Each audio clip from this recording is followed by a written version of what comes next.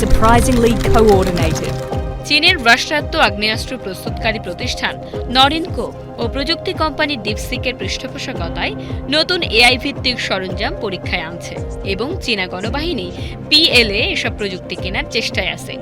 Norinco প্রদর্শিত P-60 নামের ঘূর্ণয়মান সামরিক যানকে চীনা কর্মকর্তারা ডিপসিক চালিত এআই ব্যবহার করে যুক্তরাষ্ট্রের সঙ্গে অস্ত্র প্রতিযোগিতায় বেইজিংয়ের অগ্রগতির প্রদর্শনী বলে অভিহিত করেছেন। পেটেন্টে দেখা গেছে ড্রোনে এআই যোগ করে স্বয়ংক্রিয় লক্ষ্য শনাক্তকরণ ও দ্রুত সিদ্ধান্ত গ্রহণের সক্ষমতা তৈরি ও ব্যবহারের চেষ্টাও চলছে। রয়টার্স জানায় চীনা গণবাহিনী সম্পর্কিত একাধিক ক্রয় নথিতে ডিপসিক মডেল ব্যবহারের ইঙ্গিত আছে, তবে উল্লেখিত সব পণ্য বাস্তবে তৈরি বা কার্যকর আছে কিনা তা নিশ্চিত করা যায়নি এবং পেটেন্ট পর্যালোচনায় কার্যকারিতা প্রমাণে যথেষ্ট নয়।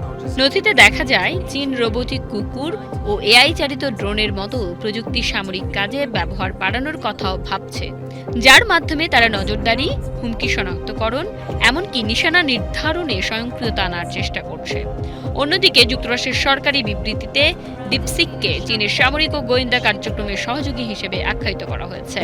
পেটেন্ট, গবেষণা ও ক্রয় নথি মিলিয়ে এটি স্পষ্ট যে চীনের সামরিক ব্যবস্থায় এআই চালিত স্বয়ংক্রিয় সিস্টেমের ব্যবহার বাড়াতে কাজ চলছে। কিন্তু এই প্রযুক্তিগুলো বাস্তবে কতটা কার্যকর হবে তা নিয়ে প্রশ্ন এখনো অমীমাংসিত রয়ে গেছে।